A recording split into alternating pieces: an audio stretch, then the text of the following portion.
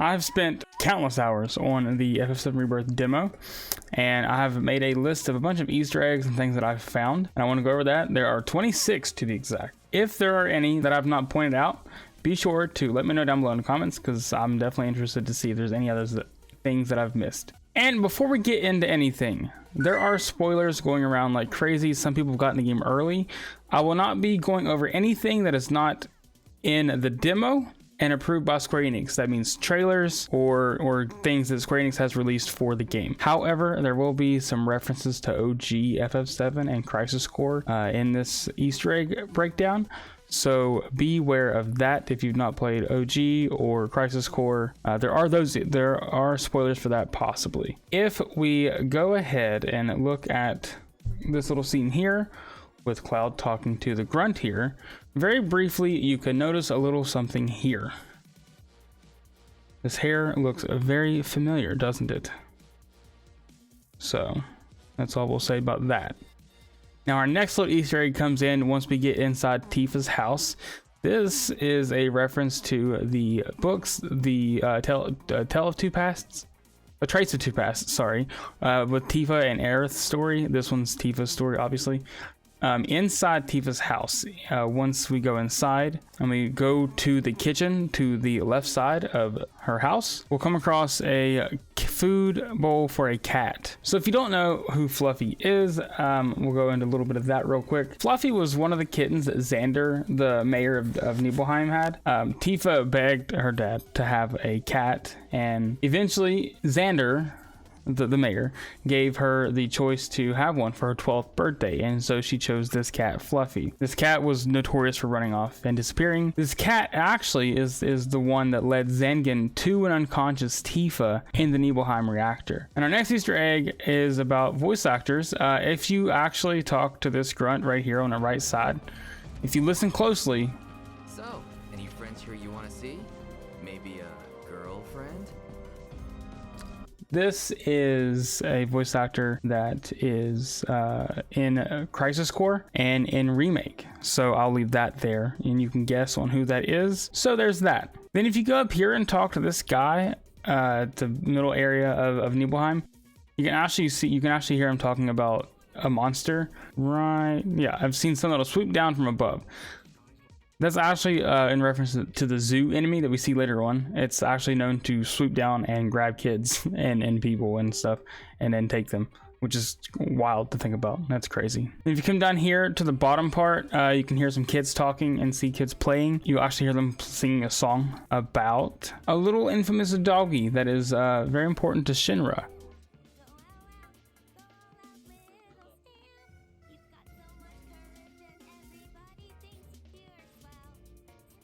Now, back to Tifa's house. If you look closely in Tifa's room where the piano is, up on the right top of the shelf is a little guy, a little soldier figurine, which I'm pretty sure is a reference to I think it's just an Easter egg item you can get, a collectible you can get in OG FF7. It's actually called a 135th soldier, I believe. You can see it right here. I have a screenshot right here. So there's that. So these are back on the game. I wonder if you can actually find all 35 of them and collect them. But Tifa has one. So that is super, super neat. Also, while we're in Tifa's room, you can come across this little thing here. You can see the Dolphin Blow poster, which is one of Tifa's limit breaks in OGFF7, which is cool. Little note though, in the gameplay trailer, this poster is actually replaced with the Emerald weapon poster. So I guess when we come back here, after the flashback, this poster will be replaced with an Emerald weapon poster, and to the left of it will also be a Ruby weapon poster, which, speaking of Ruby weapon poster, inside of the inn, you can see what is a Ruby weapon poster right here. So there's two that we see so far. We have the Emerald weapon in the gameplay trailer in Tifa's room, and then we have the Ruby weapon poster here in the demo and in Tifa's room in the gameplay trailer. Then the next Easter egg is actually with Tifa's father and the mayor arguing about Tifa. Years ago, Brian, She's old enough to make her own decisions now. Talking about how it was years ago. She previously went up into the mountains and fell and got severely hurt, was in a coma, and now her father's like, you know, stressed out and doesn't want her going back up there and everything. The reason why she went up to Mount Nebel was because she thought that's where her mom was and she could find her up there or meet with her again up there. So she went up, like I said, she went up there and got hurt and fell down from the bridge, and her father blamed Cloud because Cloud and Tifa and a few of their friends went up to the bridge with her, and Tifa's the one who got hurt, and Cloud was to blame for it. So her dad does not like Cloud, and that's also why he obviously doesn't want her to go back up there with Sephiroth and Cloud now, is because he doesn't want her to get hurt again. Here is a little Easter egg that I think is pretty funny. If you know, you know, but Cloud mentions how he does not want to get Mako poisoning here when he's talking to Sephiroth inside this little Mako containment facility, I think, or measurement facility. So listen to it right here. Try not to breathe it in. Don't want to get Mako poisoning. I just think it's funny. It's just foreshadowing. If you know, you know. So here we get our first reference to Professor Gast, who was the original head of science and research, or the R&D department. Someone say about him because he kind of is a big player in the Final Fantasy VII story, but it's pretty cool that we get just a very brief, just a little reference to him being Hojo's predecessor. His predecessor was a great man, but And so Sephiroth really, really respected Professor Gast and just held him in high regard. But Hojo,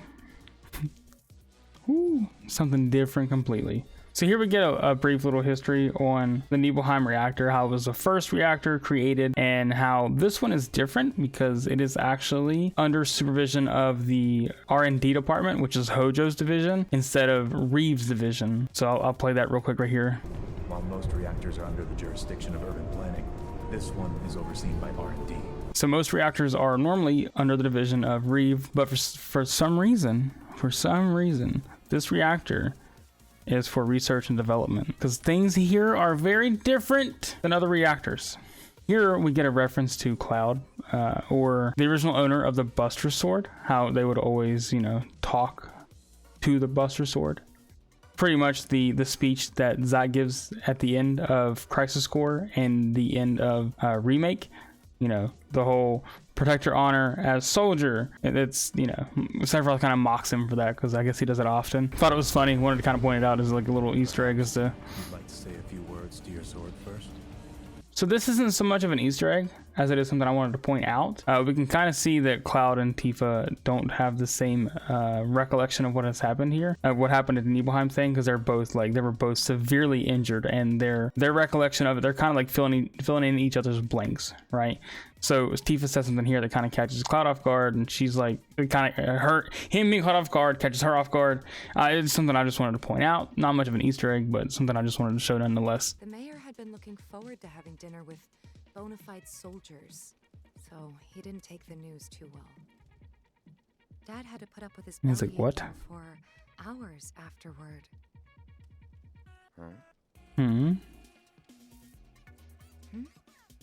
I just don't get that one. And in here we get a bit of history on the Shinra Mansion, or the Shinra Manor, as it's called in Remake. So Shinra is still paying for this land, and even though they don't really use it so much anymore, it's kind of an abandoned building, they still pay for the lot, which is what keeps Nibelheim afloat.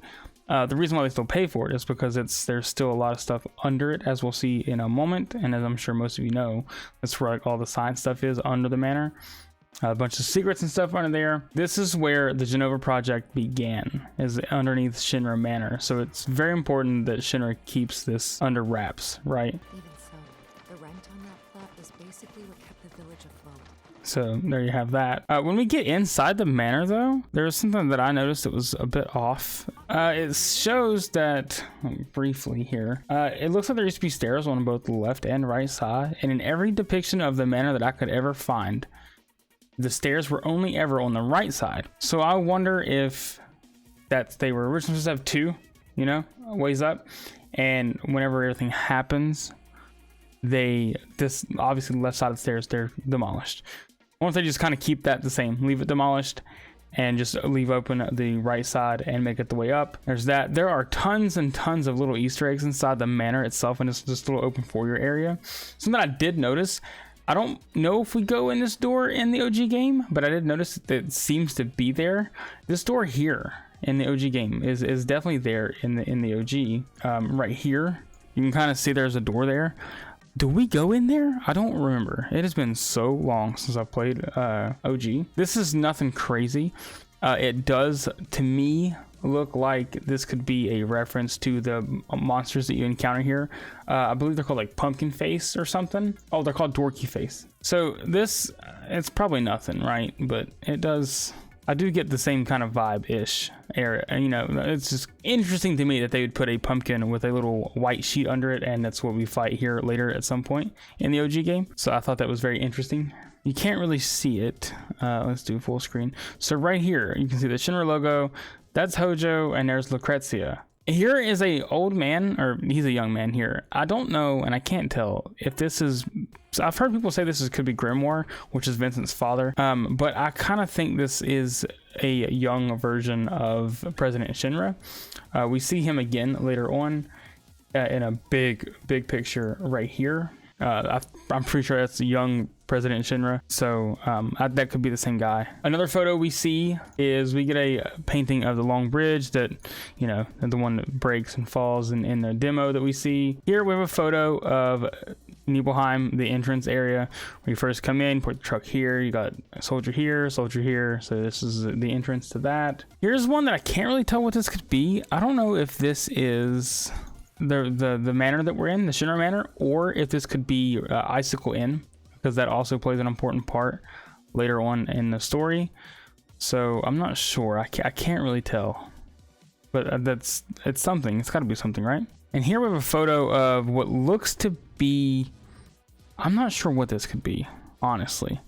I thought this could be the when you're first going up to the Shinra Manor, you can see them, you can see like a little wooden sign that says Mount Ebel on it, and it kind of looks like these guys are putting that sign up there. That could be that, or it could be not that at all and something way different. There seems to be scaffolding on the left and right side here, so I'm not sure what's being built, but something's being built. Maybe it's whenever they first started building the manor, you know.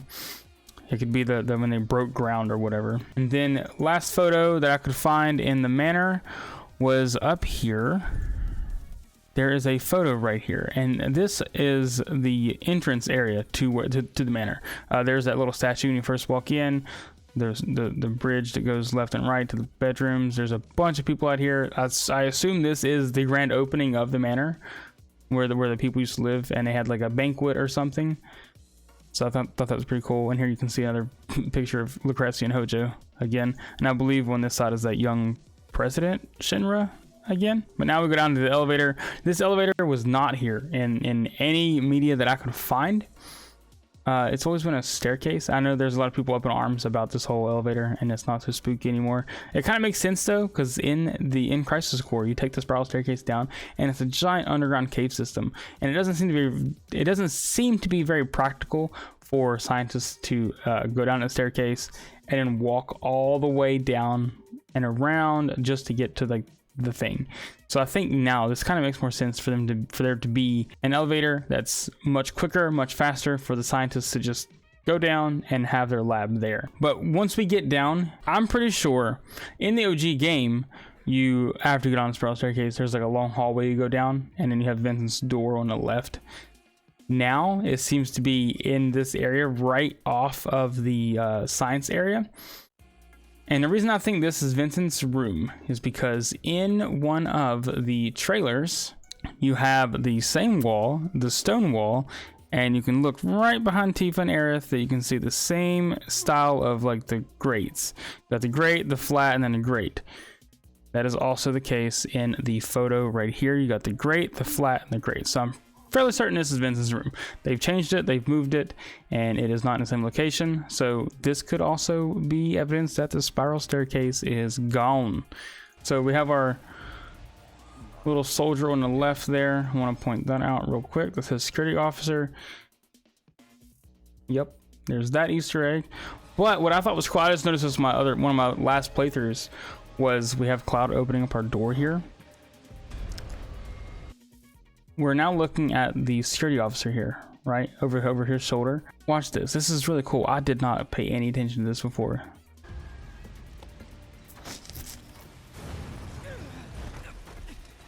Now look. You got the little fuzziness. Now we're here. Now listen to what Claudia has to say. This blew me away. This was crazy. Run away. You have to leave. You have to live. That's wild. Because at the beginning of chapter 2, I believe, of Remake, Sephiroth says this to Cloud. This one favor. Don't worry. It's a simple thing. Run, Cloud. Run away. You have to leave. You have to live.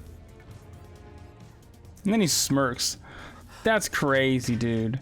That's wild. I cannot believe that. Out of pocket, Sephiroth, dude. That's so cool. That was super sick. Look at that. Look at that. Full HD Sephiroth in all of his glory. And here's what he looked like back in the OG. Look at it. Look at the glow up he got, dude. Anyway, that is all of the Easter eggs I could find. Like I said, if there's any that you found that I have missed over or glanced over, be sure to please put them down below in the comments. I'd love to go check them out myself and experience them, because I've been playing the demo like crazy, and it's awesome. It's so much fun. As always, thanks for watching, and I will see you guys in the next video. For more Final Fantasy VII content, be sure to like and subscribe, and I'll see you guys later. Peace.